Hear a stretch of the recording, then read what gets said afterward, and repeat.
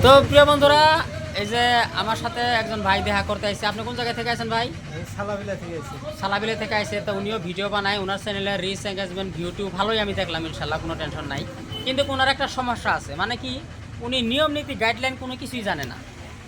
আপনার চ্যানেলের সমস্যাটা যা আছে আপনারা দেখাইছি না আমি, হ্যাঁ, দেখেছি। আর নিয়ম নীতি তো কয়ে দিছি হ্যাঁ, করে কি দিছি। কি করান যাব কি কি না করা যাব, তো মনে আছে। মনে আছে।